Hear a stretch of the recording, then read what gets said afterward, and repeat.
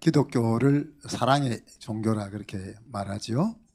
하나님 자신이 사랑이시기 때문에도 그렇고, 그 하나님께서 우리를 사랑하신 것이 신앙의 시작이기 때문에 그렇습니다. 사랑은 우리로 하여금 믿음의 길로 나아가게 해주고, 또 사랑은 우리 마음속에 힘들게 하는 그 상처들을 아물게 해주고, 또 사랑은 우리 속에 존재하고 있는 염려와 두려움들을 몰아내 주기도 하죠. 하나님께서는 먼저 우리에게 당신의 사랑을 행동으로 보여주셨습니다. 우리가 그 사랑을 맛보게 되면 우리도 사랑하는 행동을 할 수 있게 되는 거죠. 하나님의 사랑은 우주가 측량할 수 없는 것처럼, 또 우리의 생각에 담을 수 없을 만큼 무한하시고 마르지 않는 사랑이다, 그렇게 볼 수 있습니다.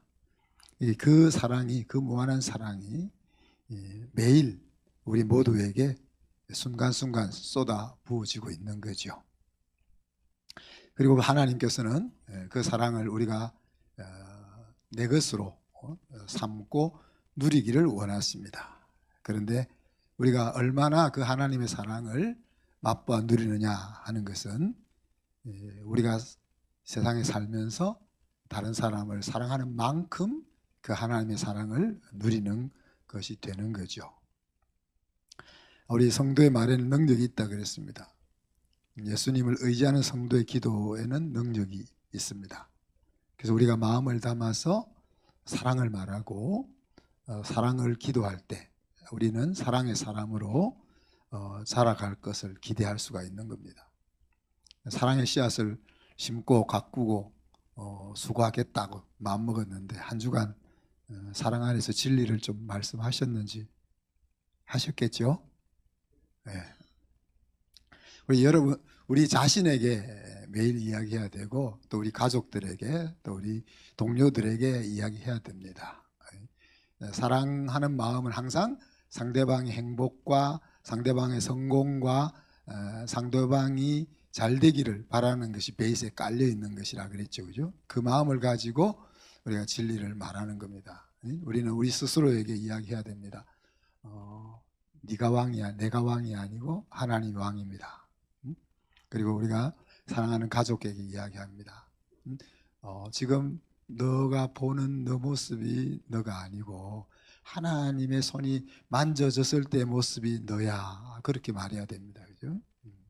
이런 사랑 안에서 진리를 말하는 것들을 통해서 우리들이 조금씩 사랑의 사람들로 가꾸어져 가게 될 것입니다. 오늘은 이제 상상할 수 없는 사랑에 대해서 배워봤으면 좋겠습니다. 바로 징계하는 사랑이죠. 사랑하기 때문에 헤어진다는 말은 삼류소설이나 우리 드라마에서 주로 사용되는 이야기인데 참 이해하기가 어렵죠. 사랑하는데 왜 헤어지냐. 근데 하나님께서 사랑하는 아들마다 징계하신다 하는 말도 그만큼 받기 어려운 말씀이기도 합니다. 물론 여러 가지 징계하는 이유에 대해서 하나님이 말씀하시지만 받는 입장에서는 상당히 마음이 힘들다는 이야기죠. 하나님께서 행하신 모든 일의 배경에는 사랑이 깔려 있다고 했습니다. 그죠? 그래서 하나님의 사랑을 배우려면 너무 배울 것 많죠. 그죠? 근데 우리 지난주하고 오늘 두 번만 사랑의 하나님을 그만 배우려고 하는데, 그 이유는 가장 어려운 사랑, 하나님의 사랑을 우리가 배움으로 나머지는 여러분 스스로가 배워갈 수 있기를 기대하는 겁니다.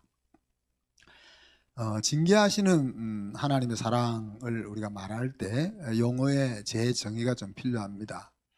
징계라는 말은 우리가 들으면은 벌 받는 것 같은 느낌이 들죠, 그죠? 그런데 영어로는 디시플린이라고 했습니다. 훈육이라는 이야기죠. 물론 훈육 속에 훈육이 내포하고 있는 것이 때로는 벌이 내포되기도 합니다만은, 훈육이라는 말과 징계라는 말은 우리가 받을 때 우리의 마음의 느낌이 다르잖아요, 그죠? 주로 이제 우리가 징계를 생각할 때 떠오르는 단어는 punishment, 징벌, 혹은 처벌, 이런 거죠.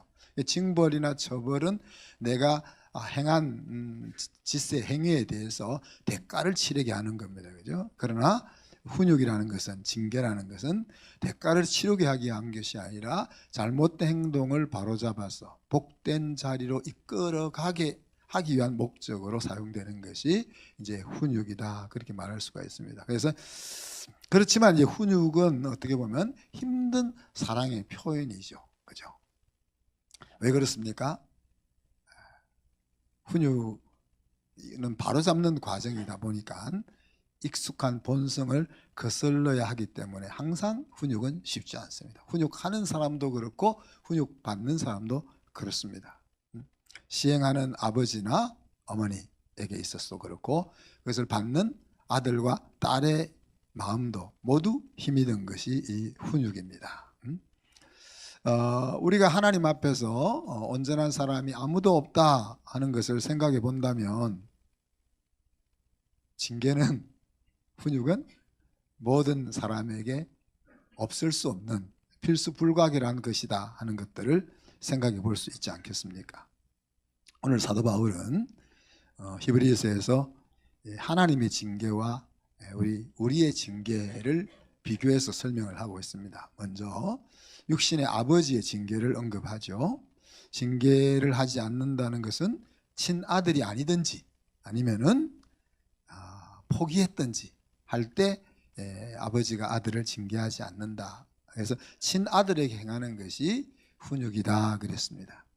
또 오늘 성경은 잠시 자기 뜻대로 아버지가 징계한다, 그런 표현을 썼죠. 그 말은 아버지가 가지고 있는 경험과 지식에 따라서 자녀를 바로 키우기 위해서 훈육한다 하는 이야기입니다. 자식을 사랑한다면 아들이나 딸이 잘못된 길을 갈 때 그것을 바로잡으려고 하는 여러 가지 행위가 훈육이다. 그런데 이제 잠시 자기 뜻대로라는 말 속에는 아버지가 어머니가 하고 있는 훈육이 반드시 옳지 않을 때도 있다는 이야기, 옳지 않을 때도 있다는 이야기입니다. 그렇지만 이제 그 마음 중심은 아들과 딸을 생각하는 것에 있다 하는 것은 변함이 없지만은 아버지와 어머니가 한계를 가지고 있기 때문에 훈육이 잘못 이루어질 수도 있다는 것이 오늘 사도 바울의 이야기죠. 이렇게 이제 훈육이 온전하지 못하지만, 아버지의 훈육이 온전하지 못하지만 훈육을 받는 아들이나 딸이 아버지를 어떻게 한다고요? 공경한다 그랬습니다. 그죠?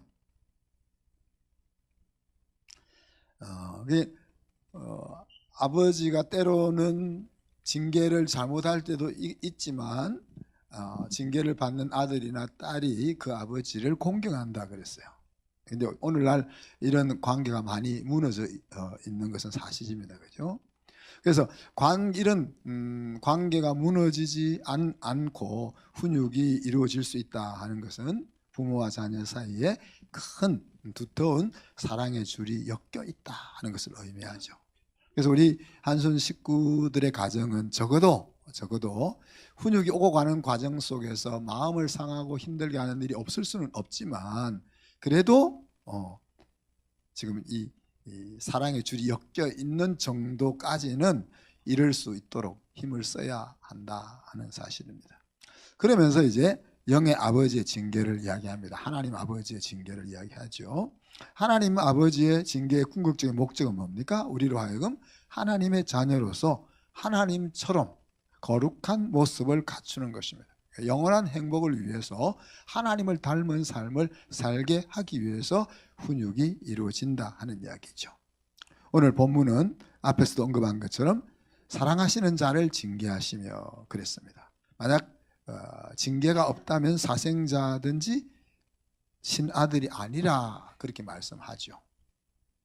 그러니까 우리가 분명히 내가 봐도 지금 정상으로 살고 있지 않는데도 아무런 어려움이 없다 그러면은 한번 돌아봐야 잘 됐구나 이것이 아니고, 야 이거 정말 나는 하나님의 아들이 아닌가 딸이 아닌가 이렇게 되짚어 보아야 될 시점이다 하는 이야기입니다. 잠언 22장에 보면 어린 아이에게는 미련한 것이 엉켜 있기 때문에 미련한 것을 쫓아내기 위해서도 징계가 필요하다 하는 이야기입니다. 어릴 때는 매 한 대가 쓸데없는 고집에서 멀어지게 해주기도 한다는 이야기죠. 또 고린도전서나 사무엘하, 예레미야서에 계속 반복되는 내용은 징계라는 것은 악한 데 빠져 있는 성도들이 그 악으로 인해서 화를 당하지 않고 바르고 복된 길로 인도함을 받게 하기 위해서 이 징계가 꼭 필요하다 그렇게 이야기합니다. 자, 그렇다면 모든 하나님의 자녀들이 이 모양 저 모양으로 훈육을 받게 돼 있는데 그 훈육을 받을 때에 어떤 자세와 어떤 태도를 가져야 하는지 이것이 중요한 거죠, 그죠? 또 좀 더 다르게 또 언급하면 훈육인지 아닌지를 파악할 수 있는 능력이 우리에게 있어야 돼요. 네. 네. 하나님은 우리를 훈육하고 하고 계신데 우리는 전혀 거기에 대한 개념이 없으면은 그냥 애매하게 그냥 고생만 진딱하고 마는 거죠. 고생만 진딱하고 끝나는 것이 아니고 바로 잡아지지 않으면은 후속 조치가 계속 올 거 아니에요. 그 인생이 지속적으로 힘들어지게 된다 하는 이야기입니다. 그래서 하나님의 훈육, 지금 내가 겪고 있는 이것이 하나님의 훈육인지 아닌지를 분별해낼 수 있는 능력이 우리에게 있어야 되고 또 훈육이라면은 그 훈육을 받을 때가 우리가 어떤 태도와 어떤 자세를 가져야 할 것인지 하는 것들을 우리가 생각해 보아야 합니다. 자, 앞에서 징계라는 것은 뭐예요? 벌 주는 것이 아니라 그랬습니다. 받는 사람 입장에서는 벌처럼 보이죠. 또 때로 벌이기도 합니다. 그러나 그 오리지널 의미는 벌이 아니라는 거예요. 아들을 온전케 세우기 위한 아버지의 사랑의 표현이다 하는 이야기입니다. 그래서 우리가 징계를 받는 아들, 딸이 유의해야 될 것은 두 가지 뭡니까? 오늘 성경에 경히 여기지 말고 무시하지 말라는 거예요. 그 정도는 내 감당할 수 있어. 이래가지고 그냥 무시하고 지나가지 말라는 거예요. 그 다음에 두 번째는 또 너무 지나치게 예민해가지고 벌썩 주저앉아 버리지 말아라. 그렇게 이야기합니다. 마음이 녹아. 어떤 심령이 약한 자녀들은 엄마가 딱 큰 소리만 쳐도 그냥 딱 얼음이 돼버리잖아요.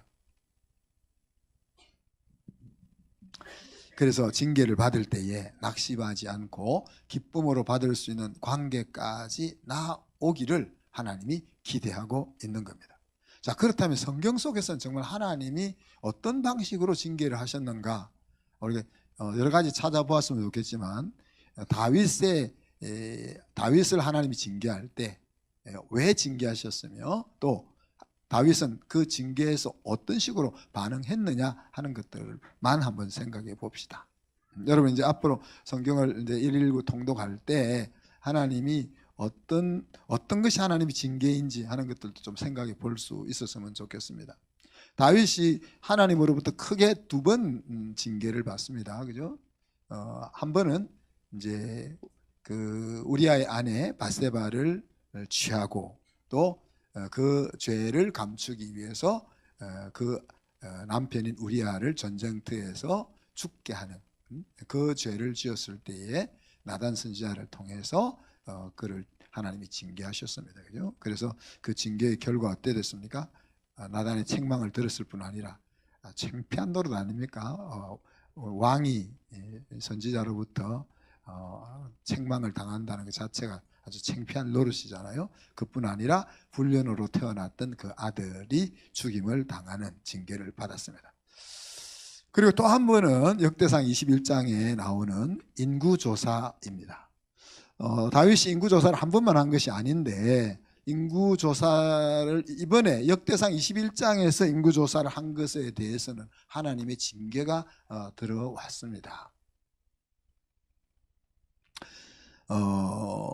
그럼 역대상은 우리가 조선 왕조실록이나 뭐 용비어천가나 이런 역사 책들은 역사적 작품들은 그 왕의 업적을 이렇게 부각시키기 위해서 만들었던 역사서들이죠, 그죠? 근데 역대기는 다윗 왕의 치적을, 신앙적 치적을 이렇게 자랑하게 하는 관점에서 쓰여진 역사책입니다. 그런데 그 다윗의 업적을 부각시키는 그 책 가운데서 이 뼈아픈 실수였던 인구조사 사건이 기록되어지고 있는 겁니다. 이 인구조사로 인해서 하나님의 징계가 임해가지고 백성, 죄 없는 백성, 사실 죄 없는 것은 아닙니다. 좀 설명하겠지만 7만 명이 한 번에 전염병으로 죽는 무서운 심판이 그들에게 닥쳐왔습니다. 자, 이 사건의 시작을 보면 역대상 21장 1절에서 사탄의 충동이 있었다 그렇게 이야기합니다. 사탄이 일어나 이스라엘을 대적하고 다윗을 충동하여 이스라엘을 계수하게 했다. 사탄이 항상 하는 일은 뭐라고 생각하면 됩니까? 하나님의 백성들을 충동질시켜서 하나님이 기뻐하지 않는 인생을 살게 하는 일이 사탄이 눈만 뜨면 밥만 먹으면 하는 일이다. 그래서 우리 눈에 보이지 않지만은 어떻게 보면 우리가 모든 일을 사탄에게 돌리는 것도 문제지만은 우리가 항상 생각해야 될 것은 내 마음 속에서나 우리 직장에서나 우리 가정 속에서 우리를 계속 힘들게 만드는 구조로 우리가 나아가게 하는 배후에는 사탄의 큰 괴계가 있다 이렇게 우리가 생각을 해야 돼. 그러니까 여기에 안 넘어가야 된다 이런 마음가짐이 우리에게 있어야 되는 거죠. 그래서 사탄이 이스라엘 하나님의 자녀인 이스라엘 백성들을 또 그 중에서 하나님이 가장 신실하게 인정해주는 왕, 이 둘을 넘어뜨리게 하기 위해서 충동질을 했다. 그래서 그 충동질을 어떤 식으로 했는지 성경은 언급하지 않고 있습니다. 그렇지만 이 충동을 받고 다윗이 인구조사에 막바로 들어갔습니다. 보통 다윗은 항상 어떤 일을 하면은 하나님에게 물어보고 하는 사람이에요. 그런데 이번에는 하나님 앞에 묻지 않고 그렇게 이야기하는 거죠. 사무엘상 23장 2절 4절 또 30장 8절 거기 보면 다윗이 여호와께 묻되라는 말이 반복되어서 나옵니다. 그래서 어떤 일을 진행하려고 할 때 이것이 하나님이 기뻐하시는 일인지 하는 것들이 항상 마음속에 새겨져 있는 왕이 다윗인 거예요. 그런데 이번에 이 사단의 충동질 앞에서 만일 다윗이 하나님 앞에 물었더라면은 이런 일이 안 일어났을 거 아니에요, 그죠? 근데 안 물었다는 이야기입니다. 왜 안 물었을까요, 여러분? 왜 안 물었을까?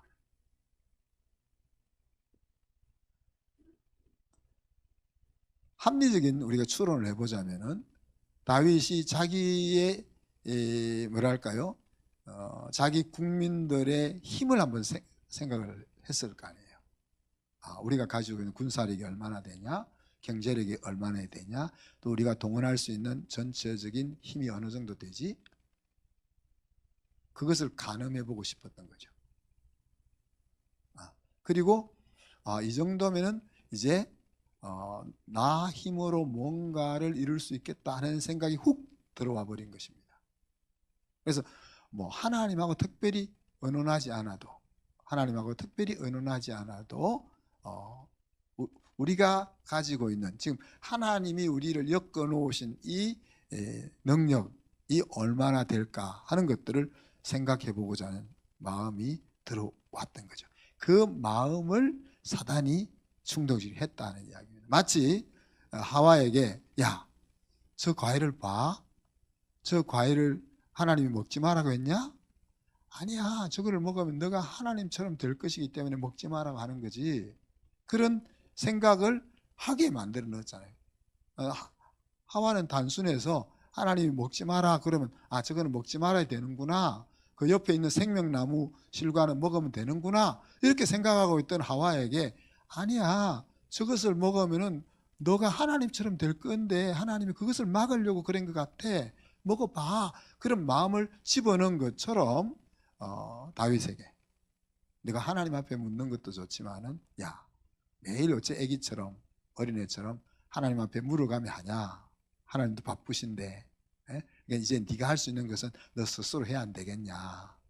네가 지금까지 갈고 닦아놓은 이 백성들이 얼마나 힘이 있는지 한번 헤아리고 하나님의 힘을 덜어줘. 그런 마음을 불어넣었으니까 그게 마음을 빼앗겨서 다윗이 인구조사를 했다, 그렇게 볼 수 있는 거죠. 자, 이 장면을 이제 사무엘하 24장에 보면 이렇게 이야기합니다. 하나님께서 다시 이스라엘을 향하여 진노하사. 계속 이스라엘 백성들이 하나님을 열받게 하잖아요. 광야를 지나올 때는 작은 반역은 카운트 할 필요 없고, 그죠? 큰 일만 해도 10번 이상, 작은 것까지 치면 한 달에 한 번씩 계속 하나님 성을 돋구는 일을 이스라엘 백성들이 계속 해왔어요. 근데 그 습성이 어디 가겠습니까? 이스라엘 가나안 땅에 들어와서도 계속 그 짓을 하고 있는 거죠. 그래서 하나님이 계속 진노하셨는데 오늘 말씀 뭐예요? 하나님께서 다시 이스라엘을 향하여 진노. 무슨 내용인지 오늘 우리 살펴볼 건 없고, 또 이스라엘 백성들이 하는 짓을 보니까 하나님의 화를 돋구었다는 거예요. 근데 하나님의 화를 돋구었는데 이것을 이제 훈육을 해야 될 거 아니에요.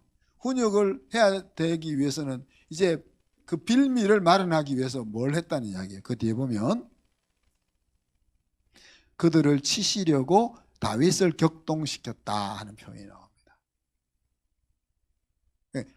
하나님이 다윗을 막 이렇게 충동시켜가지고 죄를 짓게 했다 이 말이 아니고, 앞에 이야기했던 말씀처럼 항상 다윗을 넘어뜨리려고 하는, 또 이스라엘 백성들을 넘어뜨리려고 하는 사탄에게 그 짓을 하도록 허용하셨다. 마치 욥기에서 하나님이 사단에게 욥을 생명은 제하고 욥을 시험하도록 허용한 것 같은 그런 것이라고 볼 수 있겠죠, 그죠?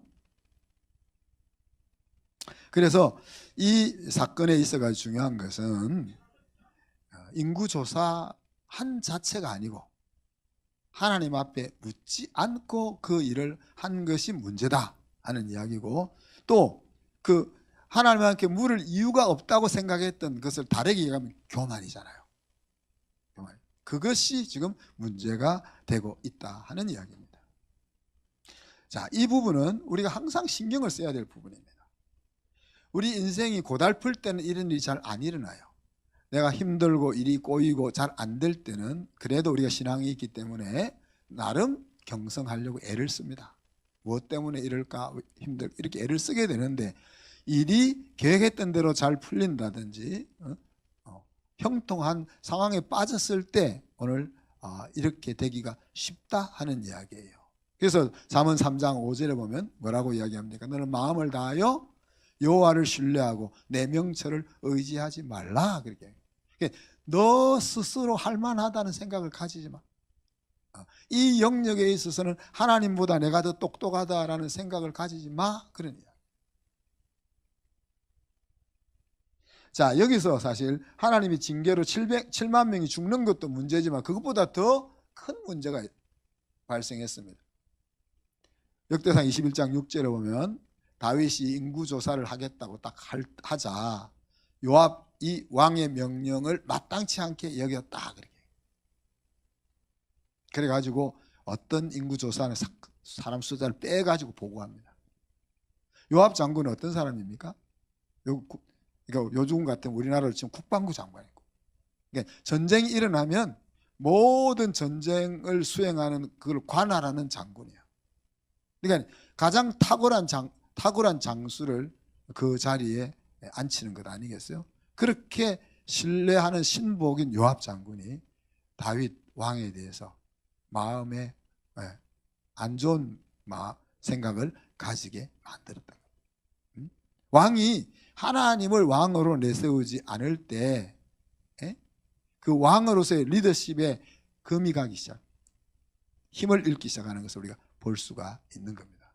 거기에 덧붙여서 역대상 21장 7절에 보면 하나님은 그 일에 대해서 하나님 앞에 묻지 않고 자기의 힘으로 뭔가를 할 수 있을지를 카운터하려고 하는 그 다윗의 행동을 뭐라고요? 악하게 여겨서 이스라엘을 치셨다라고 이야기하는 거죠.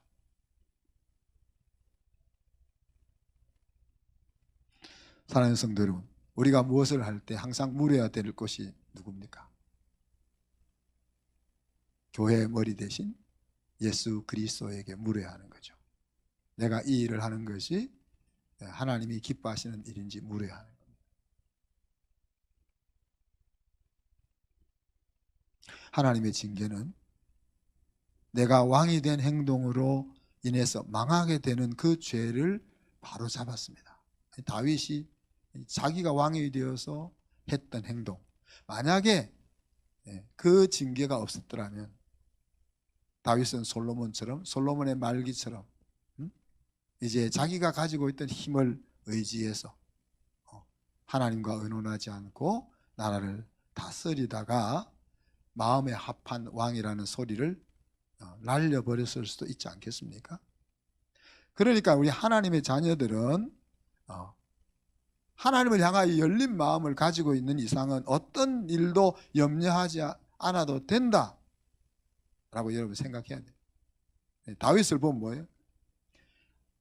하나님을 왕으로 내세우지 않고 자기가 왕이 되어서 저질렀던 행동까지도 하나님이 징계를 통해서 바로 잡아서 망하지 않도록 이끌어 주시는 하나님의 그 사랑을 우리가 안다면은 우리가 하나님을 향해서 열린 마음만 가지고 있으면, 그래서 하나님의 징계가 들어올 때 그것을 제대로 파악하고 바르게 반응할 수만 있다면 우리가 어떻게 살아야 되냐 저렇게 살아야 되냐 그런 것을 너무 지나치게 우려하거나 염려하지 않아도 된다 하는 이야기입니다. 자, 징계를 받았을 때에 다윗의 태도는 어땠습니까? 변명하지 않고 즉시 회개했습니다. 변명하려면 변명할 수 있잖아요. 그죠? 하나님, 사실은 사단이 내 마음속에 그런 충동을 집어넣었어요. 그렇게 말할 수 있잖아요. 사울왕이 어떻게 이야기했습니까? 사울왕이 바로 다윗왕 앞에 있었던 사울왕이 그렇게 했잖아요.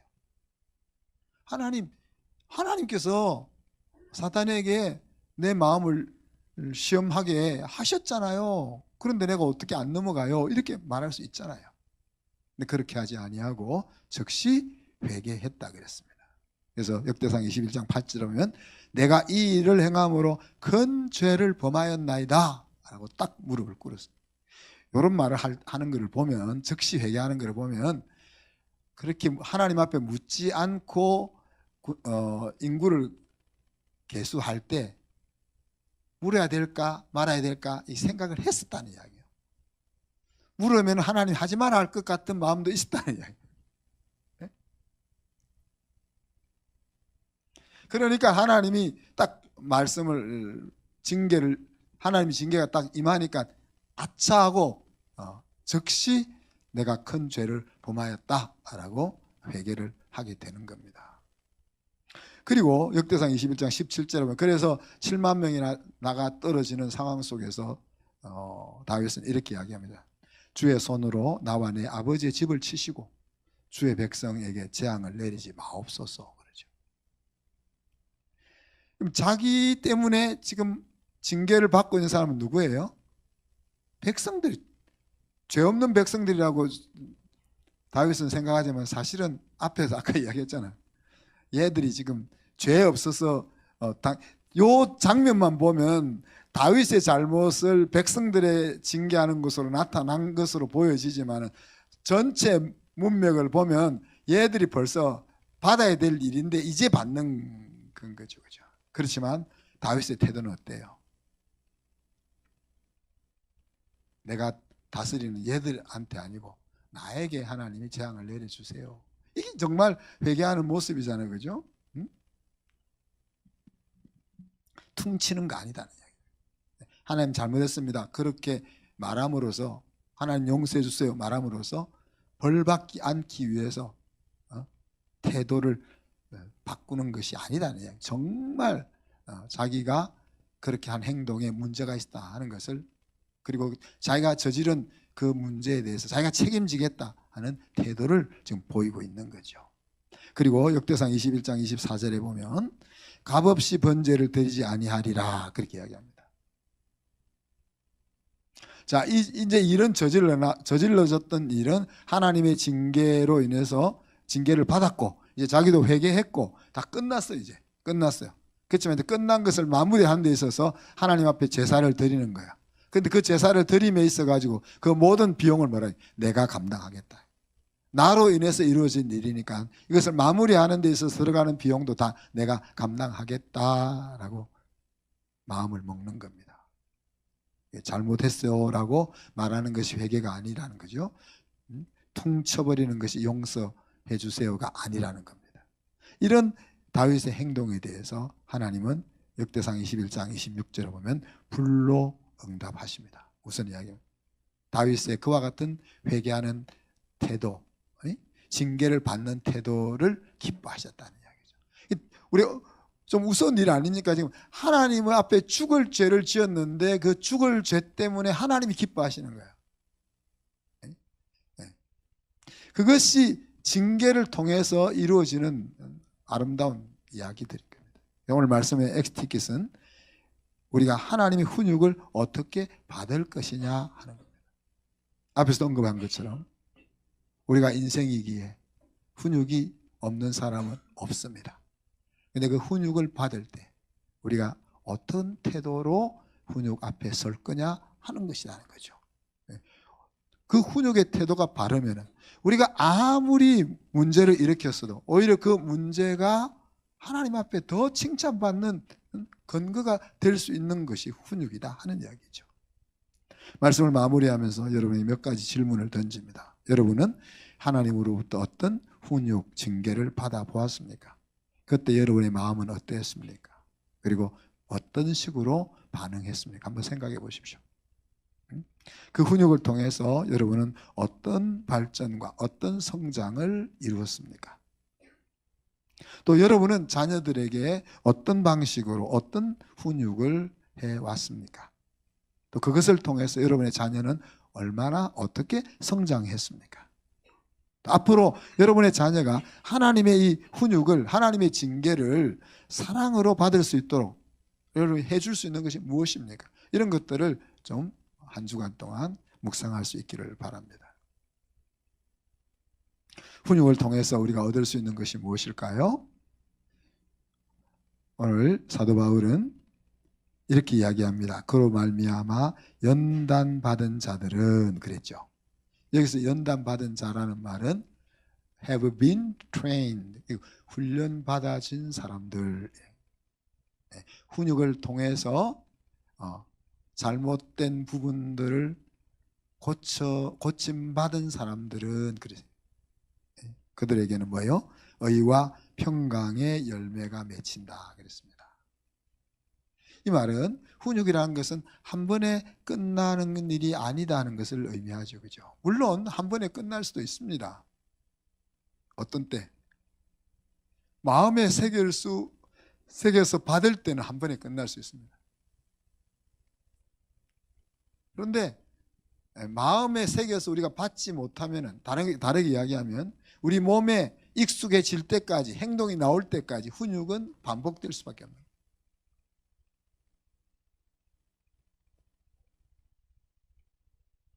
그렇지만 튼튼한 사랑의 줄로 연결되어 있지 않을 경우에는 징계는 관계를 무너뜨린다 그랬죠. 그죠? 그래서 부모인 우리가 정말 힘을 기울여야 할 것은 자녀와 함께 신뢰와 사랑의 줄을 튼튼하게 엮는 일입니다. 왜? 우리가 자녀를 제대로 세우기 위해서 훈육을 할 수밖에 없는데 그 훈육으로 인해서 관계가 떨어지지 않게 하기 위한 조치가 필요하다. 잠언 14장 24절에 보면 차마 매를 대지 못하는 우리의 사랑을 하나님이 야단칩니다. 예? 여러분이 아이들을 사랑하기 때문에 매를 잘 못 대잖아요. 자, 매는 꼭 회초리를 때리는 것만 매가 아닙니다, 여러분. 우리 아이들에게 가장 큰 매는 우리 세은이한테 제일 큰 매는 뭘까?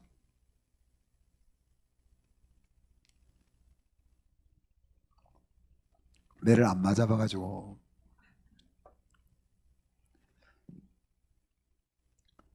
이제 중등, 고등 때 큰 매는요, 용돈 안 주는 겁니다. 애한테 큰 소리 칠 거 없어요. 그냥 그래 알았다. 이번 달 용돈은 없다.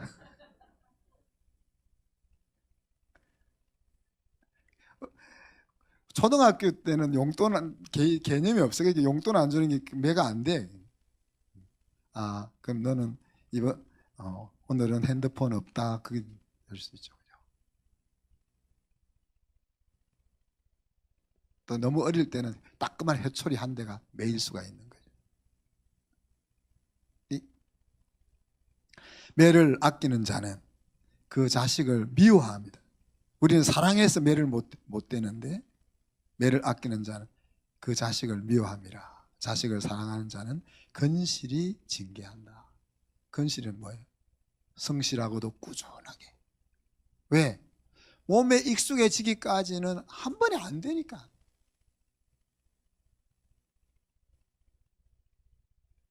어떤 애들은 성향적으로 한 번에 되는 애가 있어요. 근데 어떤 애는 100번 해야 되고 1000번 해야 되고 다 애들마다 다 다른 거예요. 또 아이템마다 다 다른 거예요. 저 같은 경우는 어떤 일을 해야 된다 그러면 한 번만 딱 하는 거예요. 그냥 일어나야 된다 몇 시에 그럼 딱 한 번만 말하면 그냥 되는. 근데 화를 좀 덜 내야 되는데 이거는 100번 해, 1000번 해. 그래서 사람마다 아이템이 다 다르다.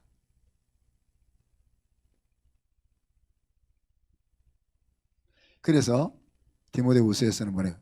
훈육하는 자의 지혜가 뭐라고 이야기합니까? 온유함으로 훈육하는 거예요. 그죠? 온유함으로 훈육하는 것은 어떻게 하는 겁니까? 말은 부드럽게, 행동은 단호하게. 그죠? 그것이 이제 온유함으로 훈육하는 겁니다. 우리 큰딸이 건이를 훈육하는 거 보면 지혜롭게 잘 하는 것 같아요. 저는 이제 그게 잘 안 돼가지고 어제 저 삐졌거든요. 우리 건이한테 삐졌. 야단치면 또 우리 또 지딸이라고 또 야단치면 또 뭐라 하니까 그렇다고 또 나쁘게 하는 걸 가만 볼 수는 없고 제가 삐져서 상대도 안 해줬거든요. 그러니까 그러다가 좀 있다가 풀어져서 이제 할아버지 삐졌다 그래.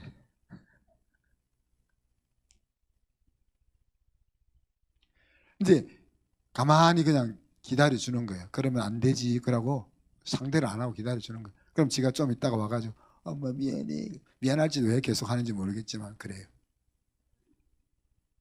근데 이제 대부분 우리는 이렇게 온유함으로 훈육을 못하고 어떻게 훈육해요? 성질을 부리고 그 다음에는 풀어주는. 그러니까 이러면 안 돼 해놓고 되게 해주는 거야. 그러니 이제 아이들의 훈육이 안 되는 거야. 우리가 아이들의 마음은 부드럽게 아까 얘기했잖아요. 힘들면 이제 학교에 넘기면 돼. 목사님이 그렇게 했다 하라더라 이렇게 넘기면 여러분하고 애들하고 싸울 이유가 없잖아요. 목사님이 10시까지 초등은 9시까지 9시 지나면은 컴퓨터 못하게 하신다. 숙제 안 해도 된단다. 그렇게 이야기해야 돼. 여러분이 괜히 싸울 거 없잖아요. 야 빨리 9시 지났는데 꼭 그러지 말고 목사님한테 전화할까 그러면 되잖아요. 목사님 그런 일이 있으면 나한테 알려라고 하신다 그러면 되잖아요. 고등학생 11시까지잖아요. 11시까지. 여러분 11시 넘었는데도 컴퓨터를 쓰게 하는 이유가 어디 있어요? 아이를 못 이겼어도 그렇지만 숙제 다 해내가지고 성적 안 깎이게 하려고 그러잖아요. 성적 깎이게 하세요 그냥.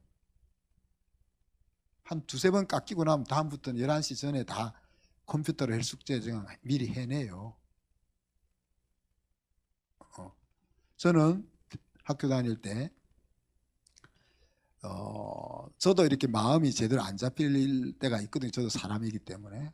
그럴 때는 시험 기간 이럴 때 딱 마음을 다 잡습니다. 시험 기간에 공부해야 되잖아요. 공부해야 될 그때 공부 안 하고 성경 읽고 기도하고. 왜 그러냐? 그러고 나서 공부를 하죠. 공부를 하는데 시험 공부에만 집중해도 시간이 부족한 시점에 성경 읽는 거, 기도하는 거 그런 거 먼저 하는 거예요. 그 나를 다지는 거지. 예. 그렇게 해서 시험을 망치고 나면 어떻게 되겠어요? 다음에는 다시는 그렇게 안 할 거 아니에요. 왜? 미리 알아서 시간을 쓸 거 아니에요. 근데 하나님이 참 은혜롭게도 그래가지고 시험을 한 번도 망치게 안 하신 건 참 은혜. 그를 바랄 수는 없죠. 근데 우리가 자녀를 양육할 때 큰 것을 잃으려고 마음을 먹어야 돼.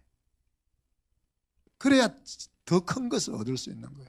근데 그거를 안 잃으려고 하니까 진짜 중요한 것을 우리가 잃어버리게 된다 하는 이야기입니다.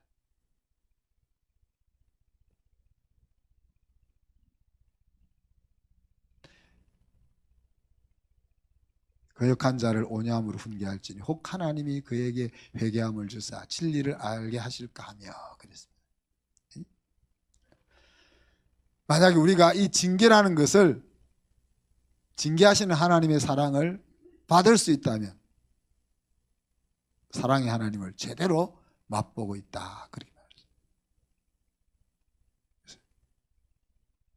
그래서 우리가 우리 아이들에게 우리 자신도 먼저 그래야 되겠지만 우리 아이들에게 이 마음을 상하게 하는 이 하나님의 사랑, 이 진짜 사랑이 찐 사랑이다 하는 그 생각까지 가져질 수 있도록 이끌어 갈 수 있었으면 좋겠습니다.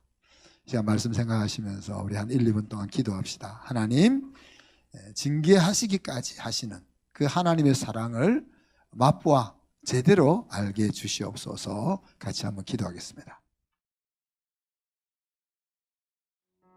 하나님, 사랑과 은혜를 감사합니다. 우리를 친아들, 딸로 생각하셔서 우리의 인생에 개입하시고 권고하게 하시며 징계하심을 감사합니다. 하나님과 우리 사이에 오고 가는 사랑이 달콤한 사탕 발림 같은 사랑에 머물지 않게 하시고 징계까지도 사랑으로 받을 수 있는 깊은 관계까지 성장해 갈 수 있게 하여 주옵소서. 오늘 다윗이 징계를 받을 때 보였던 태도처럼 우리도 그런 열린 태도를 가지고 하나님 앞에 살게 하시며 하나님이 의도하시고 목적하신 바가 무엇인지를 헤아려서 그 자리에 이를 수 있는 저희들이 되게 하여 주옵소서. 우리 인생이 공고할 때 생각하라 하신 주의 말씀을 기억하면서 생각하게 하시고 하나님의 훈육의 의도가 무엇인지 하나님의 훈육을 통해서 권고함을 통해서 우리를 이끌고 가고자 하는 곳이 어딘지 그것을 깨닫는 지혜를 주시고 그리하여 우리의 인생이 하나님의 말씀대로 약속대로 참으로 하나님의 살롬이 인생 가운데 누려질 수 있게 하여 주옵소서. 감사드리며 예수 그리스도 이름으로 기도하옵나이다. 아멘.